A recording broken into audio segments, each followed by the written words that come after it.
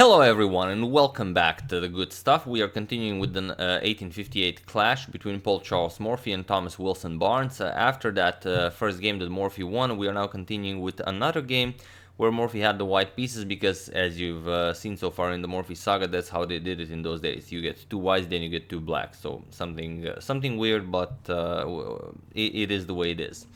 So in this game, Morphy again opens with e4, but we have a bit of a different opening. So Barnes goes for e5, we have knight f3, and now d6, going for Philidor's defense.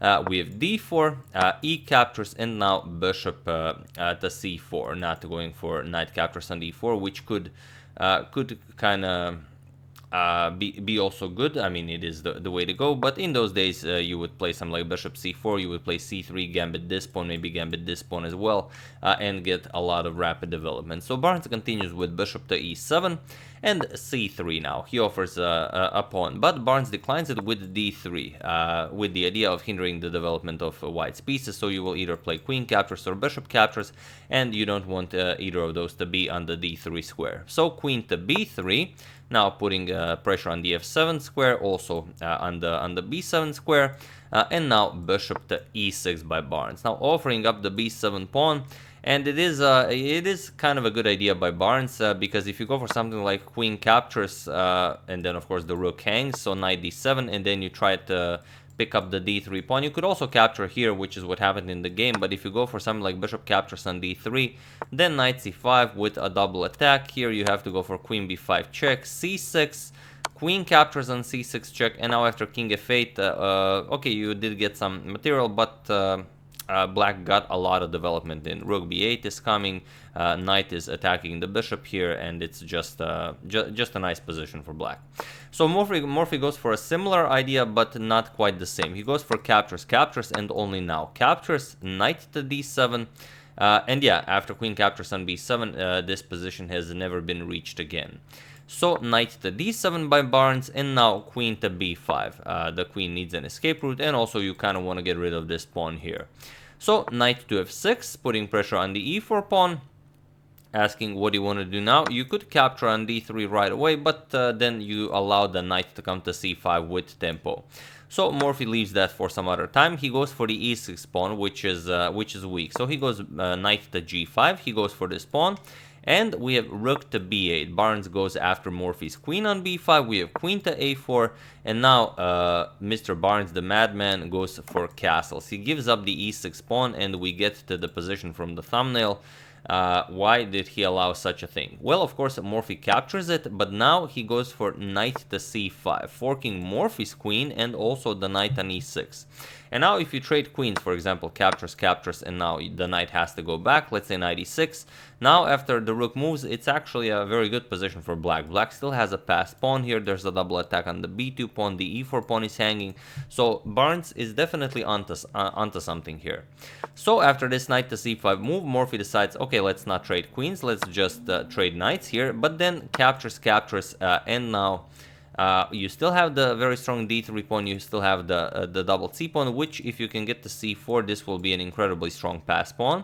So queen to c4 check by Morphy, king to h8, and only now does Morphy castle. But now knight to g4, and already you can see that Barnes has some very tricky ideas. Like, it's very hard to develop this bishop. It's very hard to develop the knight. If you block the knight with the bishop, then a lot of things again are possible. This diagonal is no longer covered. Maybe you can get some rooks into the attack. Maybe the queen can come into the attack. The knight also helps out.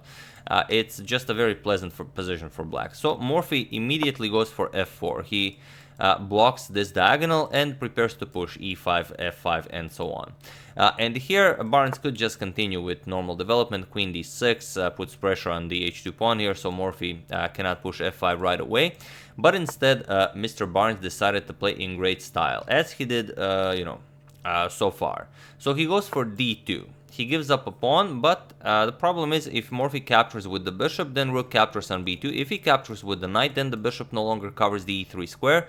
And let's say if knight captures, knight e3 just goes for a nice fork here. So after this d2, Morphy decided to go for bishop captures on d2, but now rook captures on b2 by Barnes. And now Morphy says, okay, you are attacking my bishop here twice, but first I'm going to play h3. I want to get rid of this knight, so you don't have knight to e3 at all. But Barnes says, nope, I'm still going for that. He goes for rook captures on d2. He removes the defender of the e3 square. Morphy recaptures, and only now knight to e3 again with a nice fork. So this is a very crazy game. We have queen back to e2 by Morphy, and only now Barnes recaptures on f1. So rook captures, and now queen to d7. And now we get this position where Morphy is up a pawn, and Barnes doesn't have a lot to show for it. He has a double c-pawn. He does have a bishop against the knight, but it's not a star bishop or anything. So it was a crazy game, but in the end it seems that the resulting well, sort of endgame is in Morphy's favor. So knight to c4 by Morphy, and we have queen to b5 now. Now the knight cannot move as the queen would hang here, and e5. Morphy now wants to go e5, f5, queen h5, queen g4, and create an attack against the black king. So bishop to h4 here by Barnes, and Morphy just continues pushing f5 with bishop back to e7. Barnes is waiting to see what Morphy will do, and now queen to g4, getting the queen away from the pin, but also keeping an eye on the knight on c4. So queen back to d7, and now comes rook to d1, attacking Barnes' queen. And now comes queen captures on f5. Morphy gives up the pawn, but he will get the rook to d7, so it's not a problem. So queen captures on f5, we have rook captures on f5, and now rook to d7, attacking the bishop and the pawn. And here Barnes just goes back with bishop to f8. However, this is not enough to hold Morphy off. So feel free to pause the video here and try to find the absolute best and quickest way for Morphy to win the game while I give you a couple of seconds. So for those of you who were able to do it, congratulations on noticing that passed pawns must be pushed. And for those of you who just want to enjoy the show, it's of course e6. Now the point is the rook cannot go behind the pawn as the knight covers that square, and you cannot go to f7 to guard the e7 square. So whatever you do, e7 is coming, and that's just it. You don't have a way to save your bishop. If you move your bishop, let's say you try bishop to d6, for it not to be captured, just captures, and this is just mate. There's not much to be done about this. So here after this e6 move, well, there's nothing more to be done here, and it was also in this position on move 29 that Thomas Wilson Barnes resigned the game, as after any move e7 is coming, and that's just it. Captures, you're down a piece, and of course in a completely lost endgame. So very good game by both of them. Even though Morphy won, you can see that Barnes is not a pushover. He can really, you know, hold his own against Morphy in any tricky combinations. But in the end, the resulting endgame was just much more favorable to Morphy.